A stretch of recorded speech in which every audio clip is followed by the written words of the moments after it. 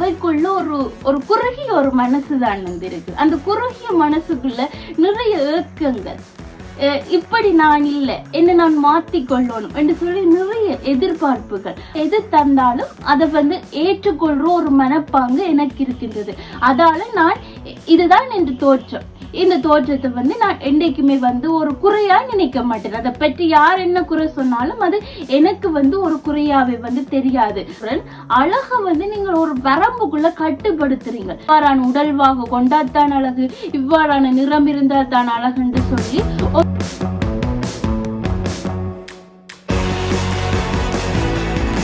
அனைவருக்கும் வணக்கம். நான் தாரகா. இன்றைய தினம் உங்களோட 2 மிக முக்கியமான விடயங்களை பற்றி தான் பகிர்ந்து கொள்ள போறேன். இது நுகர்வோர் விவகார அதிகார சபையால விடுவிக்கப்பட்ட ஒரு எச்சரிக்கை என்று கூட சொல்லலாம். அப்படிப்பட்ட எச்சரிக்கை தான் நான் முதலாவதாக சொல்லக்கூடிய விடயம் எங்களுடைய இளைய சமுதாயத்தோடு தான் அதால கூடுதலாக பாதிப்படைகிறதையுமே கணக்கெடுத்துக் கொள்ளக்கூடிய மாதிரி இருந்தது. அதிக அளவுல இளைய சமுதாயம், அதே நேரம் பெண்களுமே அதிக அளவுல பாதிக்கப்படுறத கணக்கெடுத்துக் கொள்ளக்கூடிய மாதிரி இருந்தது. இரண்டாவதா நான் பகிர்ந்து கொள்ளக்கூடிய விடயம் என்னவாக இருக்க போதுன்னு சொன்னா, முற்றிலும் இளைய சமுதாயத்தை குறிச்சுத்தான். தலைமுறையினர் அடிக்கடி சொல்லிக் கொள்ளக்கூடிய விடயம் என்னவாக இருக்கின்றது என்று சொன்னால், ஒரு எல்லை கடந்த ஒரு வாழ்க்கை தான். எதையுமே ஒரு கட்டுப்பாட்டுக்குள்ள வைக்க மாட்டோம். இந்த இவ்வளவுத்துக்குள்ளதான் நாங்க வாழணும் என்று சொல்லி நினைக்க மாட்டோம். எங்கள்ல பலர், அதாவது எங்கண்ட தலைமுறையினர்கிட்ட இருக்கக்கூடிய ஒரு மிகப்பெரிய பலம் என்று கூட சொல்லலாம், இன்னொரு பக்கம் பலவீனம் என்று கூட இதை சொல்லலாம். ஒரு எல்லை ஒன்று எங்களுக்கு எப்பவுமே இருக்காது. எதை செய்யறாலும் ஒரு எல்லை இருக்காது. ஆனா நிதர்சனமான உண்மைதான், மனதளவுல எங்களுக்குள்ள ஒரு சில கட்டுப்பாடுகள் இருக்கின்றது. அந்த கட்டுப்பாடுகள் வீணான கட்டுப்பாடுகள். அதால நாங்கள் மிகப்பெரிய அளவுல எங்களுடைய இளைய சமுதாயம் அழிந்து கொண்டு போகின்றது. அதை பற்றி நீயா நானா கோபிநாத் அவர்கள் விஜய் டிவில நீயா நானா என்ற நிகழ்ச்சி மூலமாக வெளிப்படுத்தி இருக்கிறார். அதை உங்களோடையுமே நான் பகிர்ந்து கொள்ள போறேன். முதலாவதா சொல்றேன்னு கேளுங்க. உண்மைக்குமே நான் ஒரு விஷயம் கேட்கிறேன். உலகத்துல நிறைய நிறங்கள் இருக்கின்றன. இதுல எல்லா நிறத்துக்குமே ஒவ்வொரு சிறப்பியல்புகள் இருக்குது. ஆனா இந்த கருப்பு மட்டும் ஏன் ஒரு மாதிரி பாக்கினம்? அப்படி என்ன அந்த கருப்புல இருக்குது? இதுல நான் அடிச்ச ஒரு விஷயம் சொல்றேன். 10 வருஷத்துல கருப்புக்கு சொல்லி ஒரு மார்க்கெட்டிங் வரப்போகுது. அப்ப திரைத்துறையில இருக்கக்கூடிய கதாநாயகிகள் முதல் கொண்டு கதாநாயகர்கள் வரை கருப்பு நிறத்துல தான் இருக்க போகிறார்கள். அதே நேரம் எங்க போனாலும் கருப்பு தான் மாஸ் என்ற ஒரு அளவுக்கு வரப்போது. இன்னும் ஒரு 10 வருடங்கள் ஆண்கள் மத்தியில கருப்புன்றது ஒரு பெரிய அளவுல தான் இருக்குது. ஆனா பெண்கள் மத்தியில பாத்தீங்களோன்னு சொன்னா இந்த கருப்பு ஒரு அவமானம். அவர்களுக்கு நிறைய பட்ட பெயர்கள் சொல்லுகிறார்கள். இதால என்ன கிடைக்க போகின்றது? ஒரு பிள்ளைய மனதளவுல துன்பப்படுத்தி அதை உளவியல் ரீதியான பாதிப்புக்கு உள்ளாக்கி உடலியல் ரீதியான பாதிப்பை தேடி போகும் அளவிற்கு எங்களுடைய சமுதாயம் ஒரு வர்ணனை செய்து அதை சிதைக்கின்றது என்று தான் சொல்லணும். இந்த வர்ணனைகளுக்கு மத்தியில நான் சொன்னேனே 10 வருஷத்துக்கு பிறகு கருப்புன்றது ஒரு மார்க்கெட்டிங்கா இருக்கும் என்று. ஆனா இப்ப கருப்புன்றது ஒரு பலவீனமா இருக்குது. இந்த பலவீனத்தை பயன்படுத்தி பல விதத்துல சந்தைப்படுத்தல்கள் நடக்கின்றது. இந்த சந்தைப்படுத்தல்கள் எவ்வாறெல்லாம் நடக்கின்றது என்று சொன்னா, முதலாவது விஷயம், முகத்தை வெண்மையாக்க இது பயன்படுத்துங்கள் என்று சொல்லி நுகர்வோர் விவகார அதிகார சபையால அங்கீகரிக்கப்படாத இதை நுகர்வோர்கள் பயன்படுத்தலாம் என்று சொல்லி அங்கீகரிக்கப்படாத பல நிறுவனங்களால முகப்பூச்சுகள், முகத்துக்கு தேவையான கிரீம்கள்ல இருந்து பாடி லோஷன் வரை உற்பத்திகள் நடைபெற்று அது மக்கள் மத்தியில பரவலா விற்பனை செய்யப்பட்டு கொண்டும் வருகின்றன. இதால பல பக்க விளைவுகள் ஏற்படுகின்றன. உண்மைக்குமே என்ன கேட்டா, நான் இயற்கைய ரசிக்கிறேன். இயற்கை எது தந்தாலும் அதை வந்து ஏற்றுக்கொள்ற ஒரு மனப்பாங்கு எனக்கு இருக்கின்றது. அதால நான் இதுதான் என்று தோற்றம், இந்த தோற்றத்தை வந்து நான் என்றைக்குமே வந்து ஒரு குறையா நினைக்க மாட்டேன். அதை பற்றி யார் என்ன குறை சொன்னாலும் அது எனக்கு வந்து ஒரு குறையாவே வந்து தெரியாது. ஆனா இந்த தோற்றம் வந்து ஆரோக்கிய ரீதியில குறைபாடா இருக்கிற பட்சத்துல வந்து நான் ஒரு சில மாற்றங்கள் செய்வேன். இப்ப அண்மை காலங்கள்ல பாத்தீங்கன்னா சொன்னா அதிக அளவுல நான் மெலிஞ்சு போயிருந்தேன். அப்ப உடம்பை தோணும், அதாவது உடம்பு வச்சாதான் நான் வந்து கொஞ்சம் ஆரோக்கியமா இருப்பேன், அதிக அளவுல வந்து வேலைகள் செய்வேன். அப்ப அதுக்கு என்ன செய்யலாம்? அன்றைக்கு ஒரு மனிதனுக்கு அத்தியாவசியமாக இருக்க வேண்டியது வந்து சரியான உறக்கம், சரியான உணவு, அதே நேரம் வந்து சரியான குளிப்பு. அதாவது எங்க உடம்புல வந்து நாங்க குளிச்சு முழுகி அதை ஒரு குளிர்மை ஏற்படுத்தணும். அந்த விடயங்கள் அதை வந்து சரியா செஞ்சு கொண்டு போக வந்து உடல்ல ஒரு பொலிவு வந்து வரும். அந்த பொலிவு வந்து ஒரு வகை அழகை வந்து கொடுக்கும். அப்ப நான் வந்து என்ன செய்வேன் என்று சொன்னா வந்து உடல் ஆரோக்கியத்தை கூட்டுறதுக்கு என்னெல்லாம் செய்யலாம், என்ன மாதிரியான உணவுகளை உட்கொள்ளலாம் என்று சொல்லி அந்த விஷயங்களை வந்து செய்து கொண்டிருப்பேன். இதுவரைக்கும் நான் வந்து எந்த ஒரு ரசாயனம் கலந்த கிரீம் வந்து பாவிக்கிறே இல்லை. இது வந்து நான் உங்களுக்கு சொல்லிக்கொள்றேன். அதால இந்த விஷயத்தை வந்து கதைக்கிறதுக்கு எனக்கு முழு மனதோட வந்து கதைக்கலாம். பிறகு நான் யோசிப்பேன், நானே தவறு செஞ்சுட்டு மக்களை குறை சொல்றதோ இல்லாட்டி மக்களுக்கு அறிவுரை சொல்ல போறதோன்னு சொல்லி நான் நினைக்க தேவை. நான் வந்து இப்படி இருக்கிறேன். சரி, இப்ப வந்து எங்கட மக்கள்கிட்ட என்ன பிரச்சனை இருக்குதுன்னு சொன்னா வந்து இது சமுதாயம் சொல்றத அப்படியே நம்புறது. அதாவது எல்லாத்துக்குமே ஒரு வரையறை இல்லை, எல்லைகள் கடந்தவள் நான், எல்லைகள் கடந்தவன் நான் என்று சொல்லி வாட்ஸ்அப்லயும் டிக்டாக்லயும் வந்து பெரிய அளவுல வந்து டேக் லைன்ல போடுவினோம் எங்கட பிள்ளைகள். ஆனா அவைக்குள்ள ஒரு குறுகிய ஒரு மனசுதான் வந்து இருக்குது. அந்த குறுகிய மனசுக்குள்ள நிறைய ஏக்கங்கள், இப்படி நான் இல்லை, என்ன நான் மாத்திக்கொள்ளணும் என்று சொல்லி நிறைய எதிர்பார்ப்புகள். அந்த எதிர்பார்ப்புகளாலதான் வந்து இவ்வாறான விடயங்களுக்குள்ள வந்து போகணும். எங்கண்ட அம்மாமார எடுத்துக்கொண்டா அவைக்கு வந்து அதிக அளவுல வருத்தங்கள் வாரது குறைவு. பெண்ணினுடைய அழகையும் ஆணினுடைய உடல் கட்டமைப்பையும் வந்து வீரத்தையும் ஒவ்வொரு விஷயத்தையுமே வந்து அழகிய கவிதைகளாக வந்து தொகுத்து தந்திருக்கிறார்கள். அந்த கவிதையில பார்க்க வந்து அவ்வளவு பெண் என்பவள் பேரழகி, ஆண் என்பவன் அவ்வளவு கட்டழகான உடம்புடையவன் என்று சொல்லி ஒவ்வொரு அழகையுமே வந்து அங்க பார்க்கக்கூடிய மாதிரி இருந்தது. ஆனா இப்ப எங்கட சமுதாயம், இப்ப நாங்கள் நடப்புல இருக்கிற சமுதாயத்தை பார்க்க வந்து அதிக அளவுல வருத்தம். ஏன்னு சொன்னா நாங்கள் அதிக அளவு இரசாயனம் கலந்த உணவுகளை வந்து உட்கொள்றோம். சரி, உணவுகளை உட்கொண்டு உள்ளுக்குள்ள இருக்கிற உறுப்புகள் வந்து ஒரு பக்கம் பாதிக்கப்பட்டு கொண்டு போற அதே நேரத்துல வந்து இந்த வெளித்தோல் சருமம், அப்ப இந்த தோலை வந்து நாங்கள் அதிக அளவுல வந்து பாதுகாப்பா வச்சிருக்கணும். அது எப்படி என்று சொன்னா முதலாவது விஷயம் சுத்தமா வச்சிருக்கலாம். இயற்கையா கிடைக்கிற மூலிகைகளை, இயற்கையா ஒரு அழகு சாதன பொருட்களை வச்சுக்கொண்டு எங்களை நாங்கள் அழகாக்கலாம். ஆனா நாங்கள் அப்படி இல்லை. நாங்கள் என்ன செய்வோம் என்று சொன்னா இரசாயனம் கலந்த கிரீம்களை வந்து பாவிப்போம். இதுல வந்து ஒரு தகவல் ஒன்று வந்திருக்கின்றது. நாங்கள் பாவிக்கிற ஒரு சில கிரீம் 49 வகையான கிரீம்கள் வந்து தடை செய்யப்பட்டிருக்கிறது நுகர்வோர் விவகார அதிகார சபையால. ஏன் இந்த 49 கிரீம்களுமே வந்து தடை செய்யப்பட்டிருக்கின்றது என்று சொன்னா இந்த கிரீம்கள்ல வந்து அதிக கன உலோகம் வந்து கலக்கப்பட்டிருக்கிறது. ஒரு முகத்துக்கு, அதாவது ஒரு மனிதருடைய தோலை வெண்மையாக்குவதற்கான முகத்துல பூசக்கூடிய இந்த கிரீமில அதிக கன உலோகம் வந்து சேர்க்கப்பட்டிருக்கிறது என்று சொல்லிக்க வந்து சந்தைப்படுத்துவோருடைய எண்ணம் எப்போதுமே வந்து லாபம் பார்ப்பது மட்டுமே தான் இருக்கின்றது. இந்த 49 கிரீம்களை உற்பத்தி செய்தது.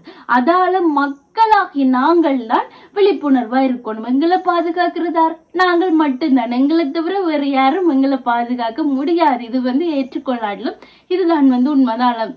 மற்றாக்களுங்களுக்கு நல்லதுதான் செய்வினம், அவைகள் சொல்றதுதான் உண்மை என்று சொல்லி ஆசை வார்த்தைகளை கேட்டு வந்து நம்பி ஏமாறாம எங்களை நாங்கள் காப்பாற்றணும். அழகு என்றது வந்து முதலாவது விஷயம் ஒருத்தருடைய செயற்பாட்டுல இருக்கின்றது. அதாவது அழகுன்றது தனிய வெண்மை இல்லை. நான் ஒரு விஷயம் சொல்றேன், அழகை வந்து நீங்கள் ஒரு வரம்புக்குள்ள கட்டுப்படுத்துறீங்க. மெல்லிசா இருந்தாத்தான் அழகு, இவ்வாறான உடல்வாக கொண்டாத்தான் அழகு, இவ்வாறான நிறம் இருந்தா தான் அழகுன்னு சொல்லி ஒரு ஒரு வரையறைக்குள்ள கொண்டுறீங்க. அப்படி ஒரு வரையறைக்குள்ள கொண்டுறதுக்கு என்ன நடக்குதுன்னு சொன்னா அந்த அழகை கூட்டுறதுக்கே அதிக அளவுல செலவுகள் செய்ய வேண்டி இருக்கின்றது. அதிக அளவுல செலவுகள் செய்யறத பார்த்து இந்த மாதிரி தகுதியற்ற சந்தைப்படுத்துவோருமே உள்ளுக்க வருகிறார்கள். ஏனென்று சொன்னா அதிக அளவுல செலவு செய்ய வேண்டாம், குறைந்த அளவிலேயே எங்கள்கிட்ட வாங்குங்கன்னு சொல்லி தகுதியற்ற சந்தைப்படுத்துவோர் உள்ளுக்க வரைக்கும் சரி எனக்கு குறைஞ்ச விலையில எனக்கு வேலைக்கா முகம் வெள்ளையாகுது, வேலைக்கா உடம்பு குறையுதுன்னு சொல்லி நானுமே அதை பாவிக்க ஆரம்பிக்கிறேன். பிறகுதான் எனக்கு தெரியுது தோல் ஒவ்வாம வருது, அதே நேரம் நரம்பு மண்டலம் பாதிக்கப்படுது, அதே நேரம் ஒரு உடலிலேயே முக்கியமான ஒரு விடயம் என்று சொன்னா சிறுநீரகம், அந்த சிறுநீரகம் பாதிக்கப்படுது. உலகிலேயே ஒரு கொடிய நோய் தோல் புற்று நோய் வருது. அப்படி நாங்கள் தேவையே இல்லாம ஏற்கனவே இயற்கை தந்த ஒரு அழகு இருக்குது எங்கள்கிட்ட. ஆனா அந்த அழகை தாண்டி இன்னும் அழகு வேணும் என்று சொன்னா அதுக்கென்று சொல்லி அங்கீகரிக்கப்பட்ட நிறுவனங்களால உற்பத்தி செய்யக்கூடிய அழகு சாதன பொருட்களை பயன்படுத்த நுகர்வோர் விவகார அதிகார சபையுமே தடை விதிக்கல. அப்படி பயன்படுத்தலாம் என்ற ஒரு விளக்கம் தான் கொடுத்திருக்கு. ஆனா ஒரு தகுதியற்ற கிரீம்களை விலை குறைவாக வாங்கி எங்களை நாங்களே சிதைச்சு கொள்றோம். எங்களுக்கு இவ்வளவுதான் மதிப்பென்று சொல்லி எங்களை நாங்களே நிரூபிச்சு ஒரு கட்டத்துல இவ்வளவு பாதிப்புமே இருக்கிறத கண்ணூடாக காணக்கூடிய மாதிரி இருக்கின்றது. இது இன்றைக்கு நேற்றைக்கான நுகர்வோர் விவகார அதிகார சபை எச்சரிக்கை விடையில கடந்த 2025 ஆண்டு ஜூன் மாதம் இந்த ஒரு செய்தி வெளியானதை பார்க்கக்கூடிய மாதிரி இருந்தது. இப்போது அதிக அளவுல பரவலாக இவ்வாறான உற்பத்தியாளர்கள் அதிகரிக்கிறதால மக்கள் அவதானமா இருக்க சொல்லி ஒரு அறிவிப்பு விடப்பட்டிருந்தது. அந்த அறிவிப்பை தான் உங்களுக்கு நான் சொல்லி இருக்கிறேன். உண்மைக்குமே மக்களே அவதானமா இருங்கோ, எல்லாருமா சேர்ந்து அவதானமா இருப்போம். எங்களை பாதுகாக்கிறதா நாங்கள் மட்டும்தான். அதை யோசிச்சு கொண்டோம்னு சொன்னா சரி. 2வது விஷயம், விஜய் டிவியில ஒரு மிகவுமே ஒரு சிறப்பான நிகழ்ச்சி, அனைவருமே பார்க்கக்கூடிய ஒரு நிகழ்ச்சி, எனக்குமே அதிக அளவுல பிடிச்ச ஒரு நிகழ்ச்சி என்று சொன்னா கோபிநாத் அவர்கள் நடாத்தக்கூடிய நீயா நானா என்ற ஒரு நிகழ்ச்சி எனக்கு அதிக அளவுல பிடிக்கும். அந்த நிகழ்வுல இறுதியா அண்மையில நான் பார்த்த ஒரு விடயம் என்னன்னு சொன்னா இந்த காதல் தோல்விக்குள்ள மாட்டுப்பட்டு இருக்கக்கூடிய இளம் பராயத்து பிள்ளைகளையும் அதிலிருந்து விடுவிக்க துடிக்கும் பெற்றோர்கள் என்று சொல்லி இரு தரப்பினர் தங்கண்ட பக்கங்கள் இருக்கிற கருத்துக்களை சொல்லி கொண்டிருந்தார்கள். அதுல ஒரு பெண் பெருமளவுல பேசப்பட்டிருந்தா ஜாமினி என்று சொல்லி ஒரு பெண். உண்மைக்குமே ஜாமினியினுடைய காதல் 9 வருட காதலாக இருந்தது. அந்த 9 வருட காதல் ஒரு கட்டத்துல முறிவுக்கு வந்தது. ஒரு சில அசம்பாவிதங்களால் அந்த காதல் முறிவுக்கு வந்தது. அந்த காதல் முறிவுக்கு வந்த பிறகு அந்த பெண் எடுத்துக்கொண்ட விடயம் என்னன்னு சொன்னா அதிக அளவுல கோவப்படுறதுல இருந்து அவளே இழந்து கொண்டாள். உண்மைக்குமே இதுல நான் ஒரு கவிதை ஒன்று, ஒரு ஹைக்கூ கவிதை மாதிரி தான் ஒரு கவிதை ஒன்று எழுதி வச்சிருக்கிறேன் பாருங்க. தென்றல் காற்றில் சங்கமித்த இளந்தளிர் இயற்கை எய்தது, இயற்கையோடு ஐக்கியமான மொட்டு மலர்ந்து பூவாகி காயாகி கனியாகி பிறப்பின் அர்த்தம் கண்டது. உண்மைக்குமே இதுல நான் எழுதியிருக்கக்கூடிய இந்த கவிதைன்ற அர்த்தம் என்னன்னு சொன்னா நாங்கள் ஒரு சில விஷயத்த இது மட்டும்தான் வாழ்க்கையான்னு சொல்லி நம்பி அதுக்கு பின்னுக்கே போகைக்க வேற விஷயங்கள் எங்களுக்கு தெரியுது இல்லை. அப்படி வேற விஷயங்கள் தெரியாத பட்சத்துல என்ன நடக்குதுன்னு சொன்னா நாங்கள் பின்னுக்கு போன விடயமும் எங்களுக்கு கை கொடுக்காத பட்சத்துல முழுவதுமே எங்களை துளைச்சு போயிருக்கிறோம். அதுல கிட்டத்தட்ட ஒரு 25 பிள்ளைகள் வந்ததுக்கான 25க்கு மேற்பட்ட பிள்ளைகள் வந்தது காணக்கூடிய மாதிரி இருந்தது. ஒவ்வொரு பிள்ளைகளுமே தங்கண்ட வாழ்க்கையில நடந்த விளக்கங்களை சொன்னார்கள். அதுல கோபிநாத் அவர்கள் சொன்ன விஷயம் என்னன்னு சொன்னா அன்பு என்பது ஒரு பெருவழி, அதை காதலுக்குள்ள சுருக்காதீங்க. உண்மைக்குமே அதை கேட்க எனக்கும் எங்கட காணொளி பார்க்கிற பிள்ளைகளுக்குமே ஒரு சில விஷயங்கள் சொல்லணும் என்று சொல்லி மனசுல இருந்தது. நான் ஆரம்பத்துல சொல்லியிருந்தேன் அழகுன்றது பெருவழி, அதை ஒரு சில வரையறைக்குள்ள வரையறுக்காதீங்க கோபிநாத் அவர்களுடைய இந்த வசனத்தினூட தான் அதுவுமே வந்தது. அப்ப அவர் சொன்ன விளக்கத்திலிருந்து நான் கற்றுக்கொண்ட விடயம் என்னென்று சொன்னா நாங்கள் தேவையே இல்லாம ஒருத்தரை மட்டும் அதிக அளவுல நேசிச்சு அவருக்காண்டி எங்க வாழ்க்கைய அதிக அளவுல தொலைச்சு போறோமோ.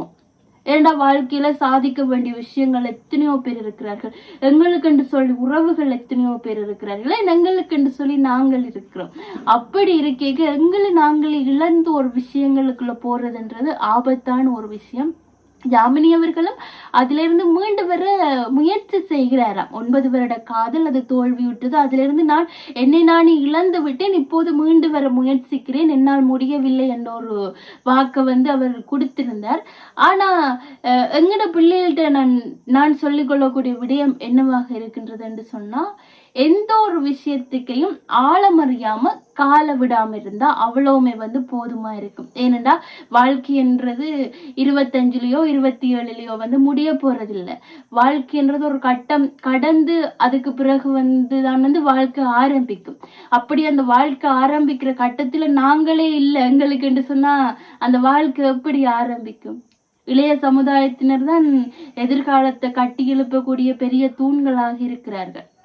அப்ப எங்களால முடிஞ்ச வரைக்கும் நாங்கள் எங்கண்ட சமுதாயத்துக்கு என்ன செய்யலாமோ அதை செய்யணும். ஏன்னா எங்கண்ட பிறப்புக்கான அர்த்தம் கிடைக்கணுமே. பிறப்புக்கான அர்த்தம் ஒருவரை சந்திக்கிறதுலயோ அவருக்காகவே வாழ்றதுலயோ இல்ல. அது ஒரு வாழ்க்கையில கட்டமைப்பு அப்படியே போய்கொண்டிருக்கும். அதால ஒவ்வொருத்தரும் எங்களை நாங்களே இழக்காம அடுத்த கட்ட வாழ்க்கையை நோக்கி போனா அது அழகா இருக்கும். இந்த விடயத்தையும் உங்களோட பகிர்ந்து கொண்டு அதை விட நான் இந்த அன்பை பற்றி கதை கேட்க இந்த விஷயத்தையுமே சேர்த்து கொள்றேன். இதுல நான் போட்டிருக்கிற சட்டையை நீங்கள் பாக்குறீங்க.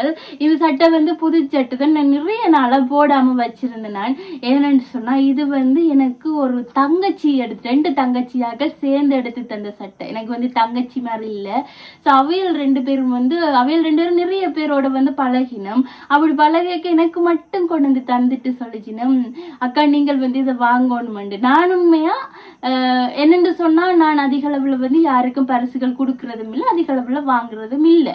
அப்ப அப்படி இருக்க அந்த பிள்ளைகளுக்கு பேசுறேன், ஏன் சும்மா தேவையில்லாம காசு செலவழிக்கிறீங்களா, அந்த பிள்ளைகளுமே கஷ்டப்பட்ட பிள்ளைகள். அப்ப இல்லையாக்கா எனக்கு உங்களை பார்க்க எங்கட அக்கா மாதிரி பிடிச்சிருக்குது, அப்ப உங்களுக்கு ஏதாவது செய்யணும் என்று சொல்லி நினைச்சேன், அதை அழுத்த சட்டையை உங்களுக்கு வாங்கி தரேன் வாங்குங்க.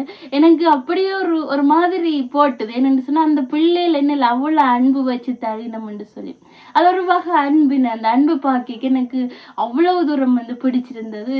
அந்த பிள்ளைகள் இந்த வீடியோ பார்த்துச்சினம்னு சொல்லிச்சு நான் சந்தோஷப்பட வேணும் என்று சொல்ற, அக்கா எங்க சட்டையை போட்டுட்டு வீடியோ எடுக்கிறாவேன்னு சொல்லி சந்தோஷப்படுத்தினோம். இதைத்தான் நான் சொல்லிக் கொள்றது. அன்புன்றது ஒரு பெருவழி.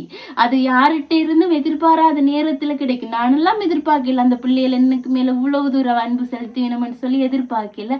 ஆனா இன்றைய வரைக்கும் அதே அன்போட இருக்கணும்ன்றக்கு அது ஒரு சந்தோஷமா இருக்குது. வாழ்க்கையில இவ்வாறான உறவுகள் கிடைக்க நாங்கள் கண்டிப்பா கொடுத்து வச்சிருக்கணும். அது கூடுதலா எனக்கு எங்க யூடியூப்ல இருந்து தான் கிடைக்கிறது. யூடியூப்ல இருந்தான் ஒரு சில உறவுகள் கிடைச்சிருக்குன்னா அது தொடர்ந்து கொண்டிருக்கிறது. அதை நினைக்கவே சரி எங்க யூடியூப் பார்த்து வரையணும்னு சொல்லி ஒரு சந்தோஷம் இருக்கு. ஆனா எங்க சமுதாயத்திலயுமே என்னுடைய செயற்பாடுகள் என்னுடைய தோற்றங்கள் என்று சொல்லி ஒவ்வொரு விஷயத்தையுமே பார்த்தும் எனக்கு ஒரு சில அன்புறவுகள் என்னோட இணைந்து பயணிக்கிறார்கள் என்றைக்கு உண்மைக்குமே அது அதிக அளவுல மனசுக்கு மகிழ்ச்சியா இருக்குது. சரி, அதோட இன்னும் ஒரு விஷயம் சொல்ல போறேன். இப்ப நான் வீடியோ எடுக்கிற இடம் பேக்ரவுண்ட பார்க்கே உங்களுக்கு தெரிஞ்சிருக்கும். இந்த புது வீட்டை தான் எடுக்கிறேன். எங்க புது வீட்டை அம்மா வடிவாளம் முழுகி நாளைக்கு பால் காய்ச்சதுக்கான ஆயத்தங்கள் எல்லாமே செய்துட்டா. இந்த காணொலி எப்ப வருதுன்னு சொல்லி எனக்கு தெரியாது. ஆனா சனிக்கிழமை இரவு வேலையால இந்த வீடியோ எடுத்து கொண்டிருக்கிறேன். அப்ப அம்மா எல்லாமே செய்துட்டா. இனிமே நாளைக்கு பால் காய்ச்சதுதான் வேலை. அப்ப பால் காய்ச்சி குடும்பத்தோட சமைச்சு சாப்பிட்டு ஒரு சில நாங்கள் அன்றைக்கு வீடியோ போட்டுட்டு ஒரு அக்கா எடுத்து கேட்டவா, தாரகா என்ன தாரகா பெரிய வீடு கட்டிட்டீங்களோன்னு சொல்லி. அப்ப நான் சொன்னேன், இல்லையாக்கா ஒரு சின்ன வீடுதான் கட்டியிருக்கிறோம் இப்போதைக்குன்னு சொல்ல. சரி ஓகே நான் பார்க்க வரேன், எப்ப பால் காய்ச்சுற டேட் என்று சொல்லுங்கன்னு சொல்ல. நான் சொன்னேன் ஞாயிற்றுக்கிழமையாக்கா நல்ல நேரம் 10:30 11:30 தான் நல்ல நேரம். அப்ப அந்த நேரத்துக்குள்ளதான் பால் காய்ச்ச போறோம் அன்றைக்கு. சரி நானுமே அந்த நேரம் குடும்பத்தோட வாரம் அந்த மாதிரி சொல்லியிருந்தா. ஸோ அவாவுமே வருவா. உண்மைக்குமே ஒரு சந்தோஷமா இருக்குது. நாளை நினைக்கவே எங்களுக்கு சந்தோஷமா இருக்குது. சரி நாளைக்கு அவ்வாறான ஒரு செயற்பாடுகளோட உங்களை சந்திப்போம். அதுவரைக்கும் உங்களிடமிருந்து விடைபெறும் நான் தாரகா. நன்றி.